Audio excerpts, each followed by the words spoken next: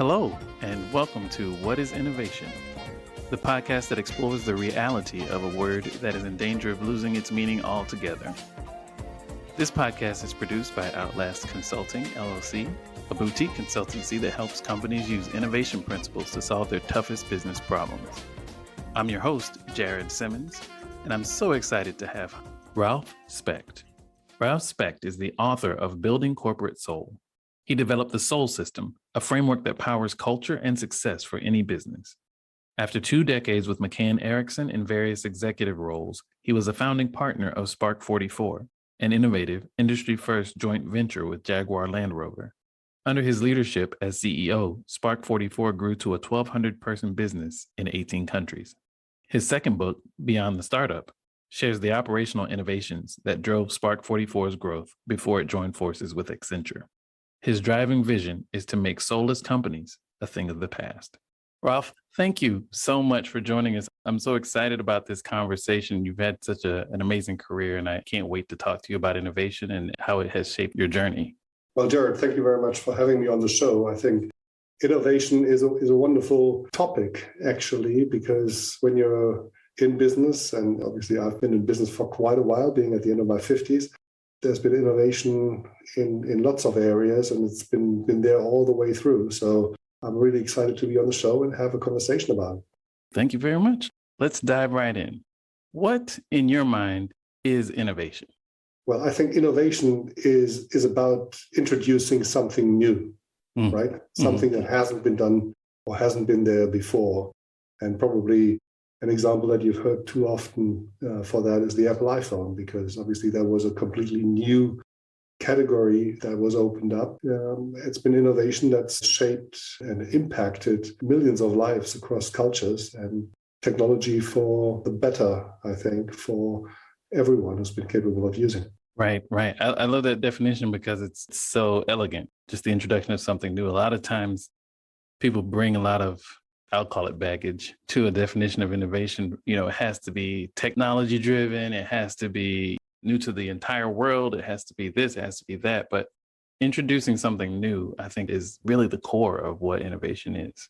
Yeah, and I think if you remember that famous product presentation of the first iPhone back in whenever that was, 2006, I think, something along those lines, when Steve Jobs was on stage and said, well, it's an iPad, but it's a phone as well, and it's a computer as well. So it's an iPod, it's a phone, it's a computer, it's got all of that. And he made his jokes about the BlackBerry where you had to type and all of that, and how can you combine these things and all of that. And I think that was truly innovation, because it was basically merging existing technologies into one device, which actually changed the way we all interact. So there's many more examples, but that's probably the one most widely recognized by everyone who's listening. Right.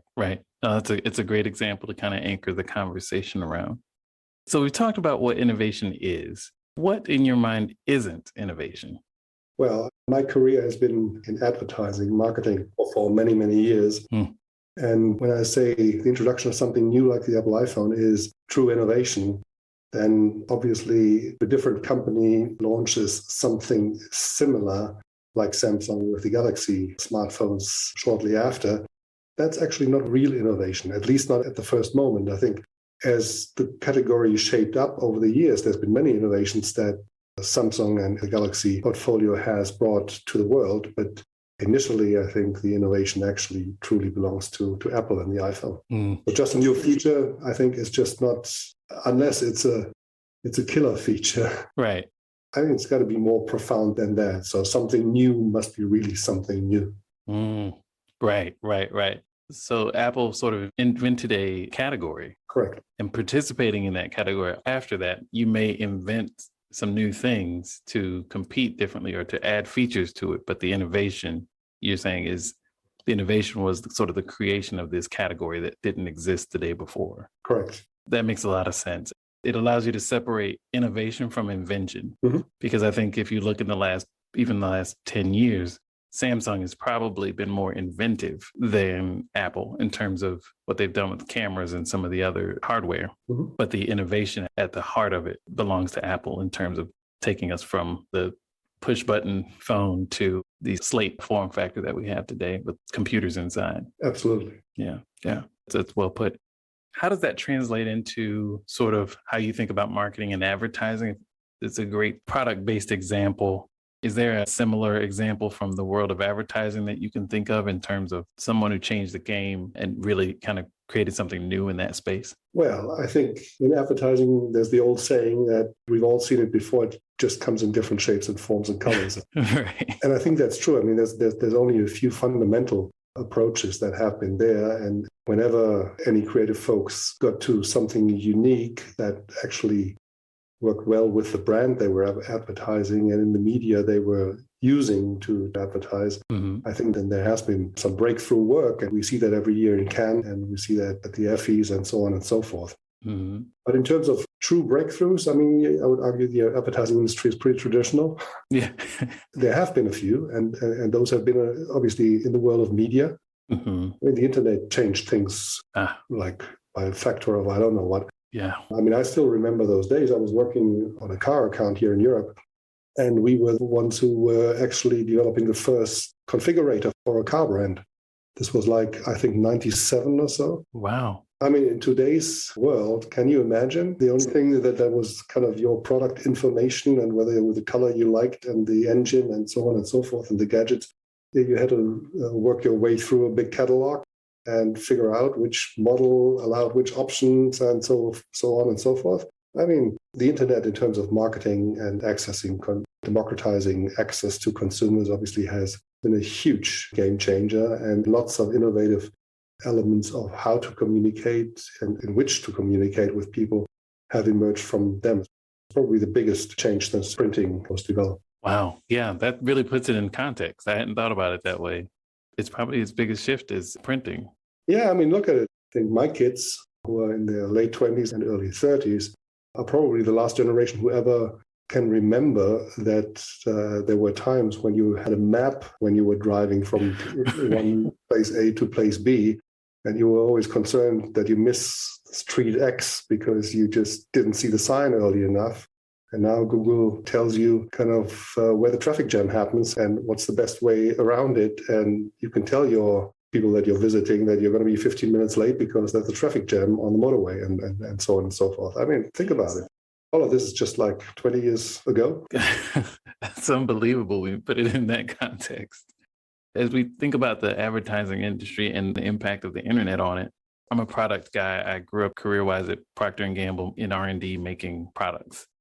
And so we always had this viewpoint of we were consumer-centric and we were building things that solved problems for the consumer and the core benefits and all those things. And then we'd build it, test it with consumers, and then hand it over to the marketing team, the advertising folks to go do what they do. I feel like there's been innovation in that whole process. I feel like it's much more integrated and seamless than it used to be, say, 20 years ago.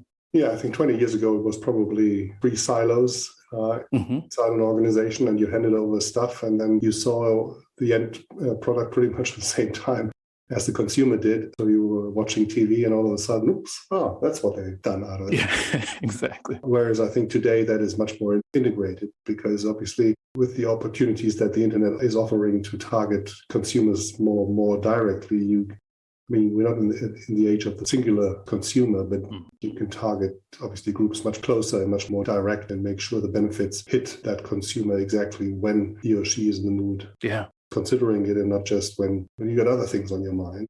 And yeah, that's part of where the innovation has gone to. But obviously we've also seen with the rise of social media, we've seen lots of benefits, but we've also seen some dark moments. So, So true. Innovation usually is not a virgin thing. Right. Exactly. Doesn't have an inherent goodness or badness to it. Just it's something new. It solves a problem, but it could create other unintended consequences. Yes. So I'd like to talk a bit about your career and how the role innovation has played in sort of shaping and molding your career. Can you talk to me a bit about that? Yes. So we've all already noticed that my career has been predominantly in advertising. I spent more than 20 years with McCann Erickson in lots of roles of being in the management of local markets here in Germany or running global accounts or regional accounts across Europe. done that for 20 years. And as I mentioned, like the first configurator was one element of innovation. Or I still remember we did the first billboard in Russia back then. That was 1990, whatever, one, I think. The first billboard. First billboard of a Western brand in Russia. And as we're talking about it, I mean, there's no more billboards of Western brands in Russia today. Right, yeah. Probably won't be for a long time. Right. Lots of innovation. But I think these 20 years working in global advertising have allowed me to actually jump ship back in 2011 when a former colleague of mine, Steve Wolford, called me up one night and said, listen, I'm planning to build up a new kind of agency and actually an industry first type of agency, a joint venture with the client. And would you want to be part of this and build the organization for the European and Asian markets initially? What happened then was exactly probably what happens with most innovations is the person on the other end of the phone actually goes like, are you serious? Right, exactly. Is this a joke? I mean, there's a moment of disbelief. Yeah, absolutely. And he said, obviously, no. It's damn serious. This is kind of where I'm at, and this is kind of what I think. And I was like, okay, Steve, we worked together before, and we had a pretty good way of doing things and getting things done back in the day. And I said, so it's the benefit of your business plan. I want to see it I want to see it in writing. Right. Said, yeah, that's fine. I'll get it to you straight after the call, which he did, which was late at my time. So next day I looked at the business plan and I was like, okay, this is serious. This is real. Yeah. We talked again the next evening and said, okay, now there's a few bits and bobs in the business plan that need a bit of work, but the general direction was pretty straightforward and pretty good. And so we created this first advertising agency that was half owned by the client, which was Jaguar and Land Rover. Wow. And they wanted us to do the advertising for the Jaguar brand globally initially. And so we started with 4 agencies. And those were based in Los Angeles, in London, Frankfurt, and Shanghai. And I can tell you one thing, if you buy into such an idea and you get the client approvals and so client/partner, because it was a joint venture. Right. The one thing you notice when you get that approval is, okay, it usually comes with a straight deadline. And theirs was like, okay, this is whatever, the middle of February 2011, we would like you to start on June 1st. Wow. Like operating as the new entity. Operating as. Wow. And at that time, we were just 5 guys and a business plan and a passion and an idea. Right. And then it got real very, very quickly. Yeah. Because the one moment you're excited because, okay, now it's really happening. The next morning you wake up and it's like, okay. I mean, we actually needed 20 people in each office. So hire 4 times 20 people in 4 countries in which you don't have an office or not even have a company yet. Wow. And have them coordinated and operating in 3 months. Yeah, and bring them into their jobs. Right. It was interesting because some of us did it like, okay, I work together well with X, Y, and Z. So X, Y, and Z, would you want to be part of this? Similar to how Steve called me. Mm-hmm. And I actually thought, I've been with McCann's for 22 years. And I was excited to do something new. Mm-hmm. And one thing was clear to me, it wouldn't be really new if I would bring in the boys. Right. So innovation also comes with bringing in diversity in thinking and experience and background. Yeah, new voices. Yeah. I didn't just want everybody who's been on the same ship that I have been for years and try to do the same thing but different. Right. I thought to do it different, it needs difference. So that's the way we did it. And I still remember to this day, having the interviews with all these people. Initially, I was a bit scared. I was like, okay, let's see how that goes. Yeah. Because you just don't know. But after having done, 10 interviews on a day for a week, I said on the weekend, I said, look, don't count me in for the afternoon. I'll just need to make sure I can put those candidates, see what's the right mix. And my initial thought was this would take 6-7 hours to actually go through all of this. Right. And I was wrong because it actually took 1.5. Wow. And the reason it took 1.5 was very simple because there was one question that we asked during these interviews. And that was the question that divided the ones who were the right people to join versus the others. who were probably not the right people to join at this moment. They might have perhaps been interesting later, because the question was not a question that I raised, was a question that these people raised. Everybody raised the question, but the answer was different all the time. The question was, do you have a job description? And my response was, well, we neither have an office yet, got a company yet. We have an idea about the functions that we need at which levels of seniority, but we're actually interested in people who are interested in writing the job description in the first 3 months. Right. And there was a group of people that could not get their heads around this, right? And so just the conversation about this facet made it clear whether they would be the right people for a startup or not. And that's why I'm saying some of them actually joined in year 2 or 3 or 4, but they were definitely not the right people for day one. But there were a lot of people who were the right people for day one. And so we were very happy. And I mean, for the office that I started, from those 20 people, I think 18 were a perfect fit, 2 weren't. But I thought that was a pretty good result for convincing people to get on a mission. And I think that's the critical part. So what was the reason that convinced them? So our mission was to restore the Jaguar brand. And that was something many, many folks felt very much attached to. And so it got us a lot of people who were behind this mission. And that made it easy for us to build a company culture that was second to none. And so Spark 44, which is the name of the agency, could open its doors on the 1st of June in 2011. And 80 people were there. And it all happened. And the rest is history. I mean, the company grew in its first 3 years to actually 6 offices and 250 people. And as our joint venture partner was Jaguar and Land Rover, and the initial agreement had been that this is not going to be just a Jaguar agency. So we would open the doors once the operation was solid and robust to other brands. And like 3 years later, we said, well, we feel we're in a good shape. We can now open the doors for other clients. And our joint venture partners at the time said, we think so too. Why don't you just take over the Land Rover brand? Wow. And then we said, okay, there's not going to be other clients. But actually, it means tripling the agency in just 6 months. Wow. With no business development. You could argue the business development was the 3 years before. Was the performance, yes, for sure. Yes, yeah. The performance, because in the meantime, we had won the global Effie for the Jaguar Super Bowl campaign in the US with the Good to Be Bad at the time. You remember probably? I do. Yes. And so I think that's the power of great work. This was 2013. We are now at 2022, so it's 9 years ago. And if I mention it, you just, Yeah. It was very powerful. And then to this day, to be pretty much a defining campaign for the brand. Some people say history repeats itself. So the moment we got the green light for the Land Rover brand, similar story, the largest of the incumbent agencies said, well, actually, if you really want to leave, then we'll close the doors on June 30th. So by July 1st, there won't be any more service. So again, same thing. Can you please set up the teams for the Land Rover brand between early March and the 1st of July? The only difference was in the initial phase, it was 4 offices with 20 people each. Right. In the second phase, it was an additional 12 offices with 500 people altogether. Wow.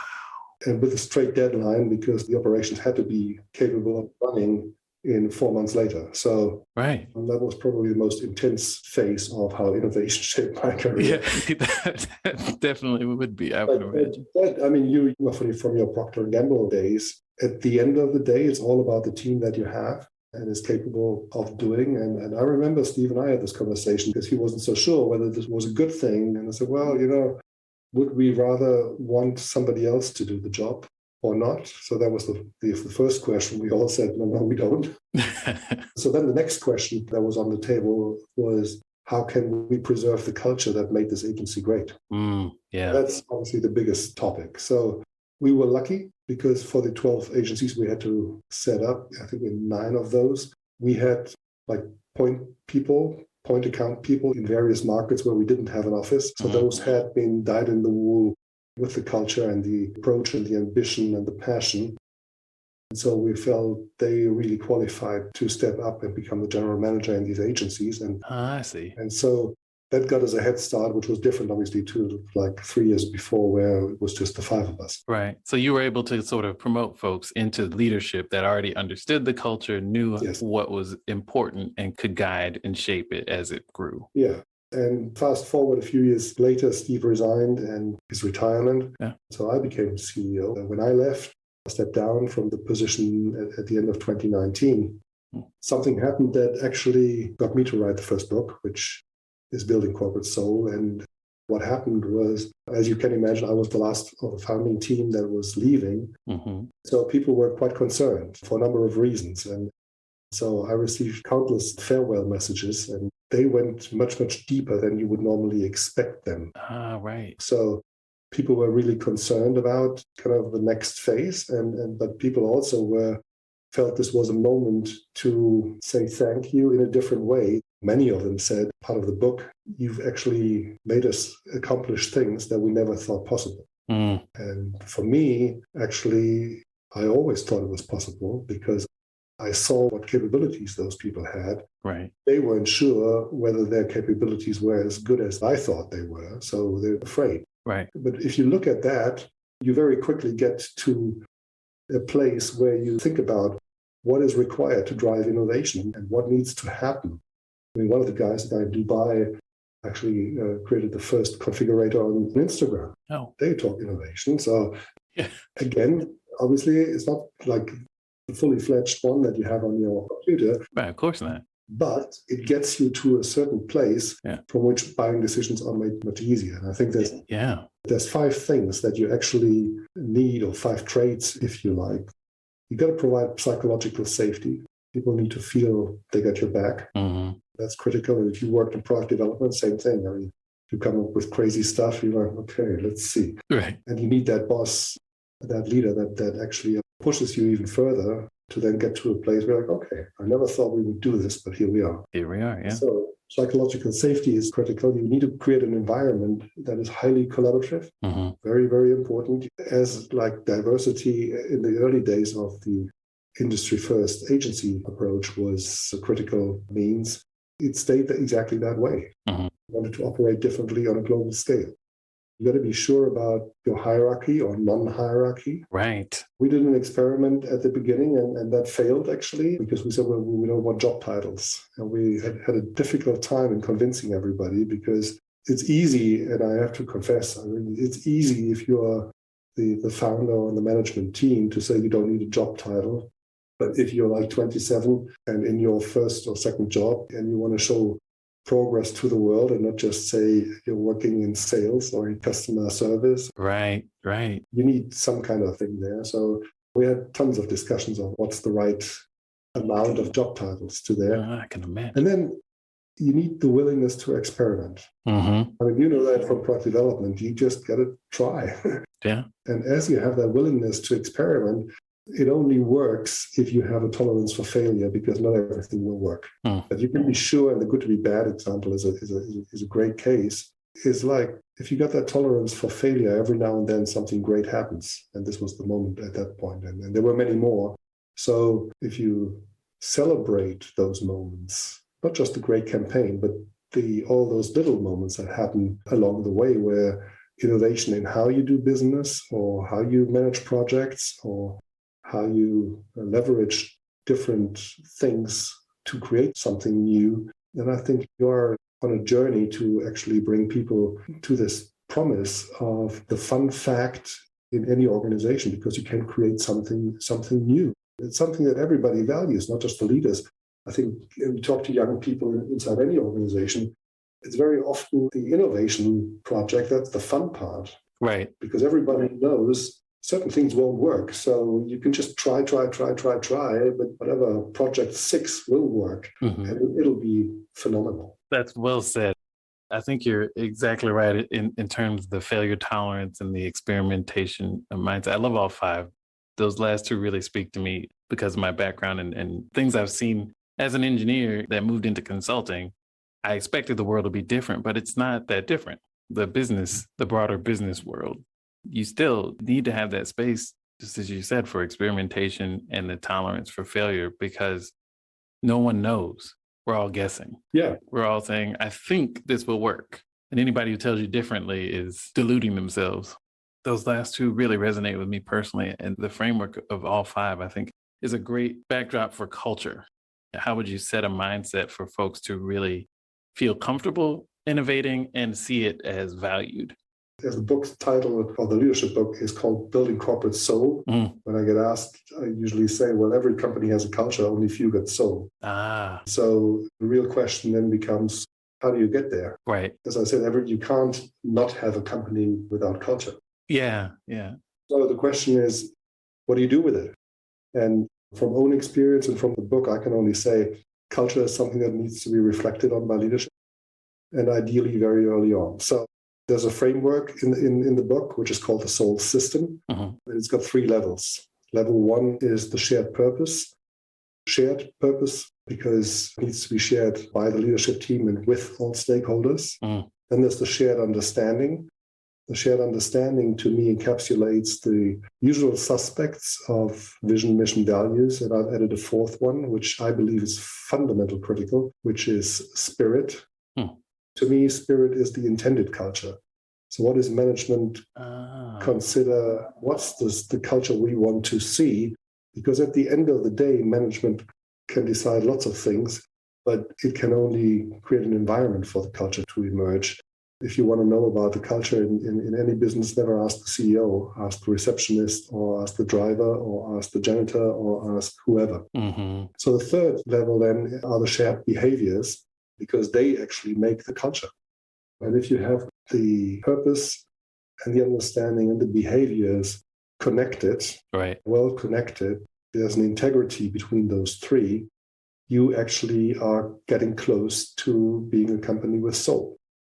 And the companies with soul outperform their peers. So when I finished writing the book, I looked at all the analysis and all the research that I had been going through over the past few months. And one thing occurred to me, it's usually been the same companies that always stood up as great examples. So I looked at all the research and then gave a weighting to those and created the Soul Index, which is a performance ranking of companies. And it's 75% of that index are based on employee data. So employee engagement, employee satisfaction, but also employee approval of the CEO. Interesting. And when that ranking was complete, I asked someone at a bank that I work with, can you please do me a favor and calculate the portfolio returns over a period of time? And when they did that, I knew that it would be good because 60% are tech companies, and they have been doing great for a number of years. But I wasn't so sure whether it really was so good overall. And so I was really, really, really excited when I got the results, because that index between 2016 and 2020 beat NASDAQ by nearly 20 percentage points. So Soul Index was like 199% return. NASDAQ did 180 over those 5 years. And Dow Jones and S&P were in the 70s or 80%. So all were doing great in the grand scheme of things. This was just from another world, if you like. Yeah. And I think when you look into shared purpose and shared understanding and shared behaviors, you can translate those 3 by the 3 Bs, as I call them. Shared purpose to me is about being, shared understanding is about believing, and shared behavior is about belonging. So being, believing, and belonging. Yeah. And if you worked out 2 questions for each of those that leaders can ask themselves, they sound simple, so similar to your what is innovation. On being, on the shared purpose, the 2 questions are, why am I here? And why are we here? Interesting. You can look at those answers side by side probably and get insights just from the comparison of those 2. I think to get to the answer is not an easy feat. Yeah, exactly. Why are you here? Yes, there are the quick answers that you can shoot out. But if you start reflecting on those, it ain't that quick. So why am I here? Why are we here? On the being, shared purpose, on believing, the shared understanding, vision, mission, values, and spirit. What do we believe in? And how do we shape belief in others? Right?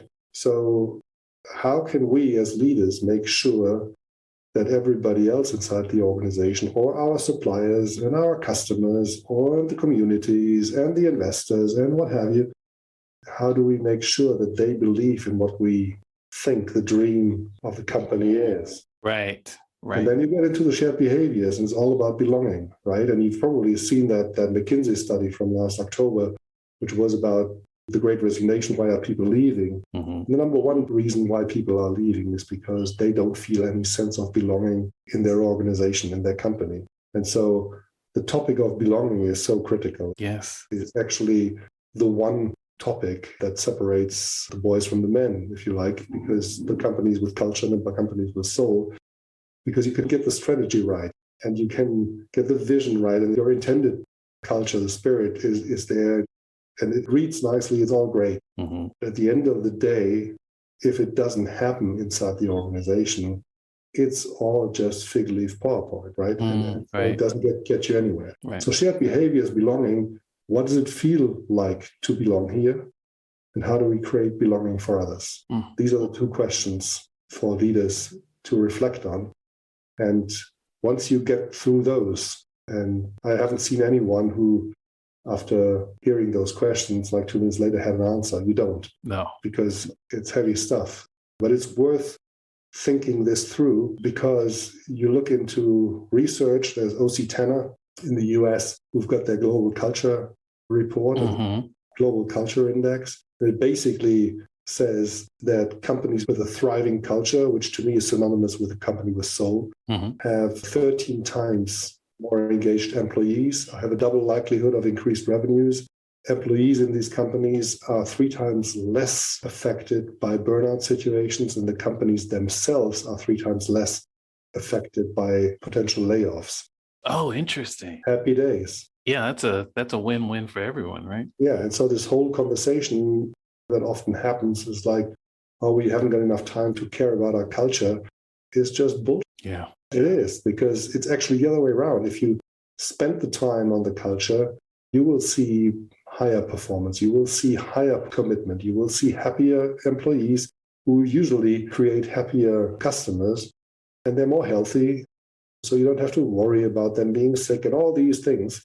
And if you start thinking about it, there's a lot of benefits that come there. And hence, my personal vision is to make soulless companies a thing of the past, because I think companies with soul are not just better business and better financial performance, they're actually a better contributor to society as a whole. And to me, I think the time has come. Well said. Well said. I think you could probably launch a podcast on any one of those 6 questions. Probably. Probably. Ralf, this has been so helpful. Before I let you get away, I want to ask if there's any advice you might have for innovators out there.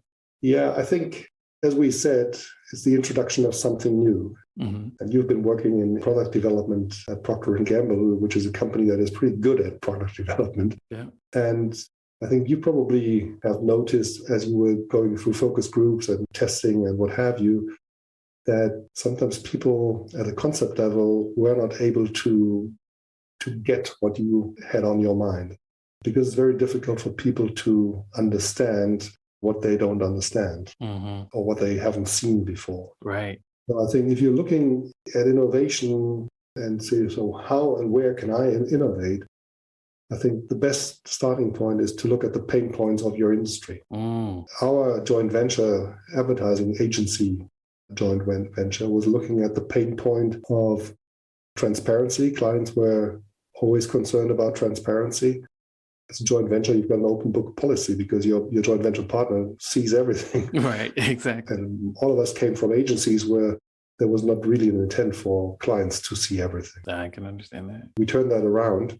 So transparency was the pain point and the worry about not getting the best. And so we said we need to be better, faster, cheaper in that order. And by doing all of these 3, we would create a better relationship, which obviously was the ultimate testament, was the growth to 1,200 people at the end and 18 offices.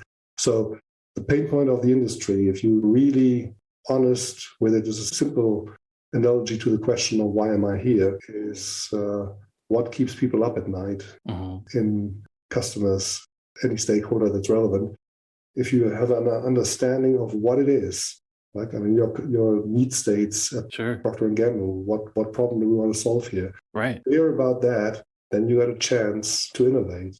Then there's something that you think you have a better solution for, well, then go about it. Chances are you're onto something, and if you find a way to explain it to people and declare it to people so convincingly that they immediately get it, you're there. That's the goal, right? And it's a tough mountain to climb to really close that gap between what's in your head and what's in the other person's head. Yeah, it's a tough mountain to climb, but it's actually a very rewarding mountain to climb because as I remember getting these messages when I stepped down, I was actually very moved by those. And I put 3 in the book because I felt they were very moving, actually. So I believe the reward to me has been how people that I work with valued what I helped them to do differently overall. So the legacy that I left behind with Spark 44 to me wasn't 1,200 people, 100 million plus turnover and 18 offices. That's all been there, and I enjoyed every moment. But actually the reward has been, or the legacy I think has been, to have been one of a leadership team that was able to create an inspired community and a performance culture that was human-centric all the way through. And yes, we've also done our mistakes. Not everything was perfect, but I think overall, I think we've created a lot of innovation in that industry, and many consider the agency as a role model and have taken parts and copied them, and that's a great honor, actually. Yeah, it's the sincerest form of flattery, right? Absolutely. Ralf, this has been such a treat, and I really appreciate you taking the time to talk with us about innovation, the cornerstone of your work in terms of making sure all companies have a soul. That is, I think, it's so important just in the world of business, in the interactions of human beings. And I think until you get things like that right, it's hard to even start to have productive conversations around innovation and how you start to think about the level of collaboration, as you mentioned, and the level of cooperation and thinking that innovation requires. If you don't have that core right, it's just not going to be sustainable. So thank you so much for sharing your insights with us. And I can't wait I've got one book, I'm going to get the other one. I'm looking forward to reading the second one as well. Thank you very much, Jared. It's been my pleasure today. All right. Take care.